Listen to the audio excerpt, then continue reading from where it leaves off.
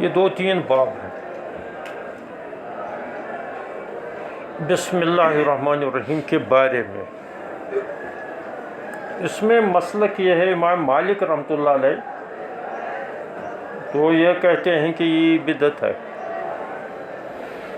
وہ تو ان کو بھی کہتے، اس دعا کو بھی کہتے بسم اللہ بھی پڑھنا بدعت ہے۔ اور وہ آخر پر جو روایت دی گئی ہے اس کو وہ استدلال بتا رہے ہیں کہ جو ابھی میں بتایا تھا اس کے استدلال میں وہی استدلال اس کا بھی ہے۔ وہ یہ کہتے ہیں کہ حضور صلی اللہ علیہ وسلم اور حضرت عمر اور حضرت ابوبکر صدیق جو ہے وہ کانوا یستفتحون قراءۃ بفاتحۃ الکتاب، یعنی اس سے پہلے کچھ نہیں پڑھتے۔ لیکن وہاں وہی بات ہے کہ یہ اس کو استدلال کیسے بنایا جائے گا؟ روایت اعلیٰ درجے کی ہے، صحیح روایت ہے، لیکن یہ کہ صحیح نہیں ہے۔ وجہ یہ ہے کہ وہ تو قرات کے بارے میں یہ کہہ رہے ہیں کہ اس سے پہلے کچھ پڑھنے کے بارے میں نفی تو نہیں کر رہے نا، اور جبکہ اس کے اثبات پر اور مثبت جو ہے منفی پر مقدم ہوتا ہے۔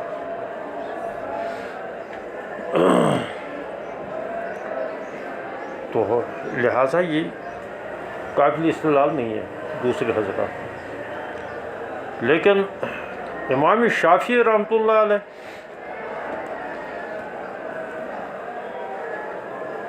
وہ یہ کہتے ہیں کہ یہ تو بسم اللہ الرحمن الرحیم تو پڑھنا تو لازم ہے، کیونکہ یہ جز ہے، آیت ہے، سورت کا ایک حصہ ہے، سورت کی ایک آیت ہے، یعنی سورت کا حصہ ہے، بالخصوص الحمد شریف کا حصہ ہے۔ احناف اور امام احمد بن حنبل رحمۃ اللہ یہ فرماتے ہیں کہ یہ پڑھنا تو سنت ہے، اور اس کو پڑھا جائے گا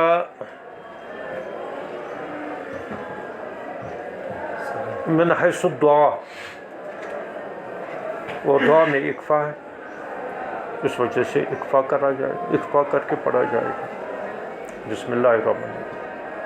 عشرو بسم اللہ الرحمن، اللہ کے نام سے، یہ بھی ایک قسم کی دعا ہے۔ اور دعاؤں کے اندر جتنی بھی دعائیں ہیں سب جو ہیں ان میں اکفا ہے، ادعوا ربکم تضرعا وخفیہ۔ تو لہذا سنت ہے، بالخصوص الحمد شریف کے بارے میں تو سنت ہے۔ البتہ احناف کا یہ ہے کہ یہ تو شیخین کا ہے قول، امام محمد رحمۃ اللہ اس بارے میں کہ سورت کی شروع میں، اس کے بعد جب سورت پڑھی جائے گی تو اس میں شیخین سے کچھ منقول نہیں ہے کہ سورت کی شروع میں پڑھا جائے یا نہ پڑھا جائے۔ شیخین یعنی امام بخاری، امام مسلم،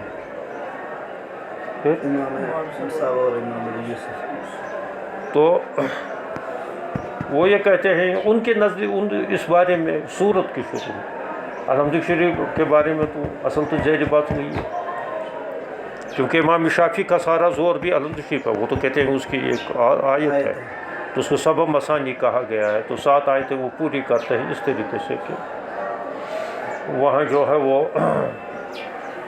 اہدنا الصراط المستقیم کے آخر تک وہ ایک ہی آیت مان لیتے ہیں، تو اس وجہ سے وہ 6 آیتیں ہو گئی تو یہ 7ویں آیت ہوگی، تو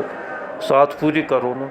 تو ہم کہتے ہیں 7 اس طریقے سے غیر المغضوب، وہ کیا کہتے ہیں صراط الذین انعمت علیہم،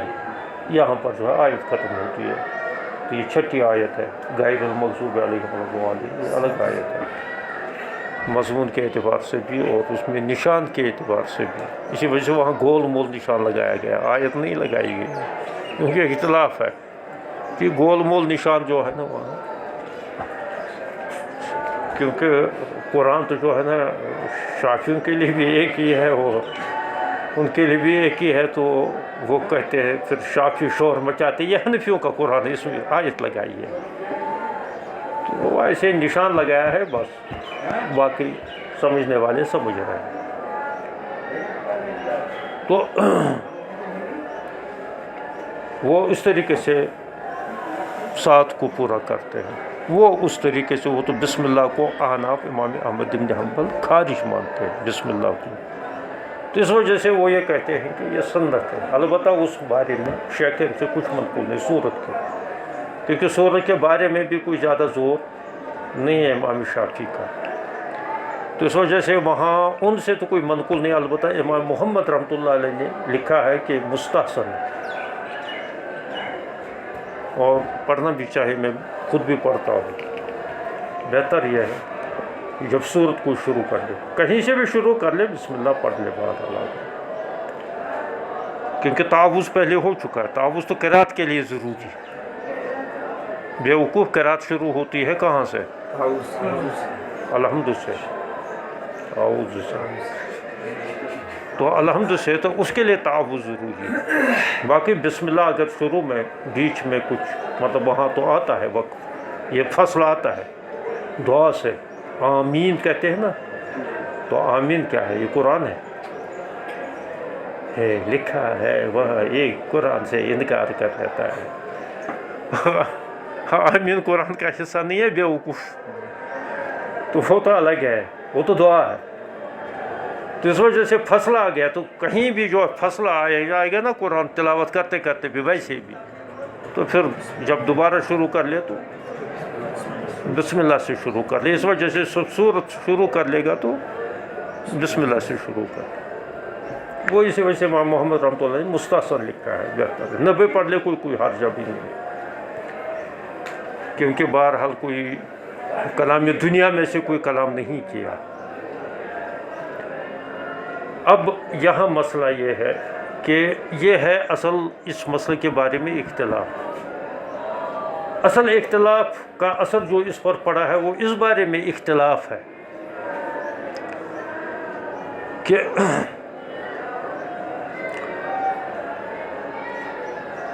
بسم اللہ قرآن کا حصہ ہے یا علیحدہ ہے، اس میں اختلاف۔ ایک بار میں تو اجماع ہے، جمہور کا یہ قول ہے کہ سورہ نمل کی آیت ہے، اگر اس سے کوئی انکار کر لے تو وہ تو کافر ہو جائے گا، کیونکہ قرآن کی کسی، جیسے قرآن کا انکار کر لینا ویسے قرآن کی کسی آیت کا انکار کر لینا بھی جو ہے باعث کفر ہے، تو وہ تو تواتر ثابت ہے، تو تواتر کا انکار تو کفر ہو جائے گا۔ اچھا، اس وجہ سے وہاں تو اس میں تو سب ہی ہے۔ اب باقی رہا، باقی بات میں یہ آیا کہ تمام جو سوروں کی فصل کے لیے لایا گیا ہے، مثلاً 113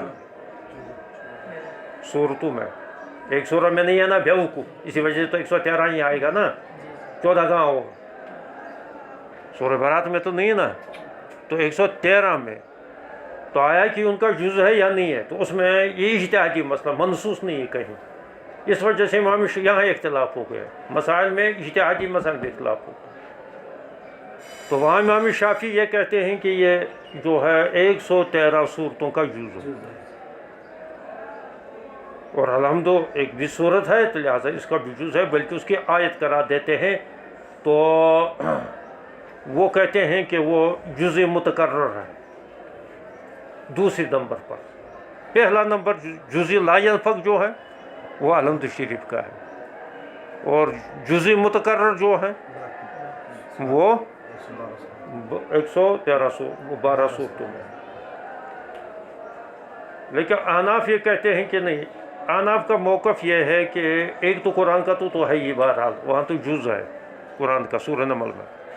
لیکن اس کے علاوہ ایک اور بسم اللہ بھی اتری ہے فصل کے لیے، کیونکہ حضرت عثمان غنی رضی اللہ تعالیٰ عنہ نے جس وقت نسخہ عثمانیہ تیار ہوا تو اس وقت انہوں نے فصل کے لیے کہا، یہ باقی متکرر ہے، البتہ ایک بسم اللہ اس کے علاوہ بھی علیحدہ نازل ہوئی ہے، ایک بسم اللہ وہ مان لیتے ہیں، یہ بہرحال اجتہادی مسئلہ ہے، تو اس کا اثر یہاں بھی پڑا۔ امام مالک رحمۃ اللہ علیہ تو وہ یہ فرماتے ہیں کہ یہ تو نہ قرآن کا جز ہے نہ سورت کا جز ہے، انہیں قرآن کی صورتوں کا نہ جز ہے تو نہ جو ہے الحمد کا جز ہے، یہ نہیں ہے کہ قرآن کا جز نہیں ہے۔ اگرچہ وہ مولانا سید صاحب پالنپور نے لکھے کہ وہ تو قرآن کا بھی جز نہیں مانتے ہیں، لیکن وہ صحیح نہیں لکھا انہوں نے، وہاں دیکھ لینا، وہ اسی وجہ سے میں نے وہاں نشان زد کر لیا۔ وہ ایسے کیسے امام مالک رحمۃ اللہ انکار کر جو قرآن کا بھی جز نہیں ہے؟ قرآن کو تو جز مانے گا وہ، البتہ یہ صورتوں کا جز نہیں ہے، تمام صورتوں جز سے انکار کر لیتے ہیں، اور نہ الحمد کا جز ہے، اس وجہ سے وہ کہتے ہیں افتتاحی صلاۃ ہوگا الحمد سے۔ یہ ہے خلاصہ ان 2-3 بابوں۔ باقی اس کا ترجمہ برجمہ اس میں روایات جو آئے ہیں۔ اچھا پھر جہر اس وجہ سے کہتے ہیں امام شافعی کیونکہ قرآن الحمد شریف میں جاہری میں تو جہر کرنا ہے، تو اس وجہ سے اس آیت کا بھی جہر کرنا ضروری ہے۔ اصل مسئلہ تو رہ گیا تھا، جہر کرنا ضروری ہے، اور سر کے اندر تو بہرحال سری ہے، وہ تو الگ مسئلہ ہے، لیکن جہرن اس کو، اور اگر کسی نے جہر نہیں کیا تو اس کا مطلب یہ ہے کہ اس نے ایک آیت کا جہر، اور جہر کرنا کیا ہے؟ واجب ہے، لہٰذا یہ تو نقص پیدا ہوگا۔ یہ امام شافعی رحمۃ اللہ کا موقف، کیونکہ جہر کرنا لازم ہے اس کے لیے۔ احناف کہتے ہیں کہ چونکہ یہ اس کا تو جز ہی نہیں ہے، اس وجہ سے یہ من قبیل دعا ہے، لہٰذا اس کے لیے سر۔ تو یہ ہے احناف کی دلائل اس میں بڑی مضبوط ہیں، اور امام شافعی کی دلائل جتنے بھی ہیں اس میں کچھ تو وہ جو ہے کچھ ضعیف ہے، تو کچھ بلکہ موضوع بھی ہے۔ البتہ امام مالک رحمۃ اللہ علیہ کی دلیل صحیح ہو سکتی تھی، اعلیٰ درجے کی روایت ہے، لیکن وہ صحیح نہیں ہے اس بارے میں۔